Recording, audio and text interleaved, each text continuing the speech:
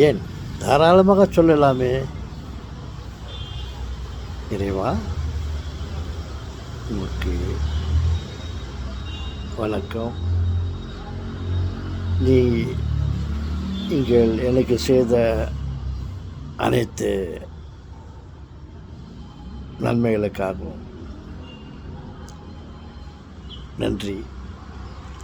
என் செல்வங்களே, உங்களுக்கும்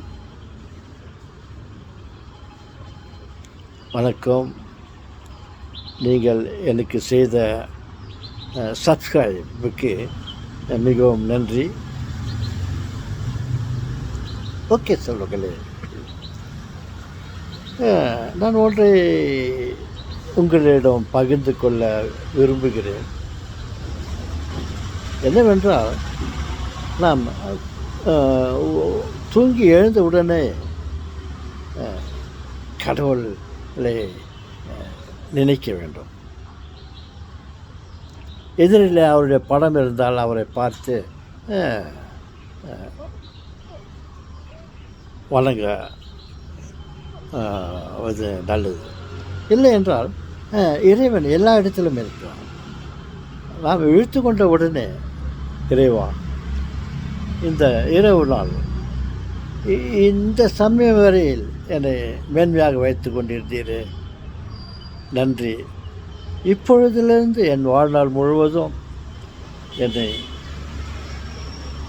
காத்தருளோம் என்று சொல்லிவிட்டு, நீ செய்த நன்மையை நான் நினைக்கிறேன் என்று, நீ செய்த நன்மை நினைக்கின்றேன், என் நெஞ்சுருக நன்றி சொல்கின்றேன்.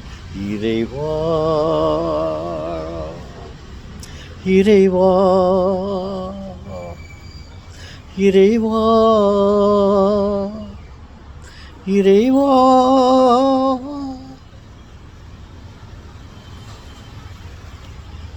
உன்னிட உணவும் உடுத்திட உடையும் ஒரு குறையின்றி காத்து வந்தாய்.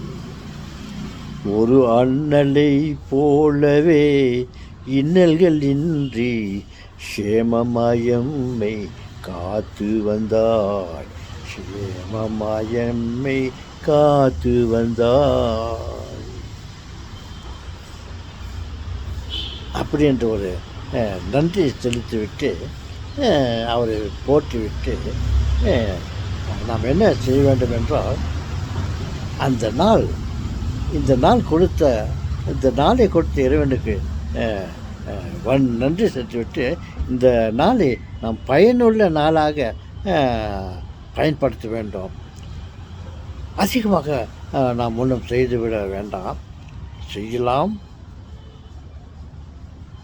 குறைந்தபட்சம் ஒரு நாளைக்கு, இந்த நாளைக்கு ஏதாவது ஒரு நல்ல காரியத்தை நாம் செய்துவிட வேண்டும் என்று ஒரு பிரதிக்கினை எடுக்க வேண்டும். இன்றைக்கி ஏதாவது ஒரு நல்ல காரியத்தை செய்ய வேண்டும்.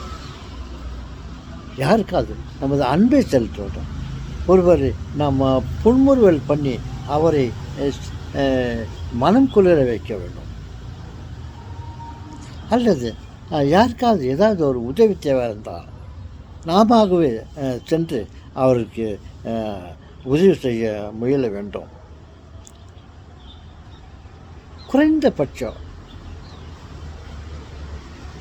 குறைந்தபட்ச ஒரு நன்மையை நாம் இந்த நாள் செய்ய வேண்டும் என்று பிரதிஜனை எடுத்துக்கின்னு நாம் இப்பொழுது யோசித்து கொண்டு இருக்கின்றோம்.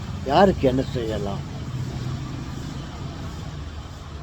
என்ற மனப்பான்மையோடு இந்த நாளை நாம்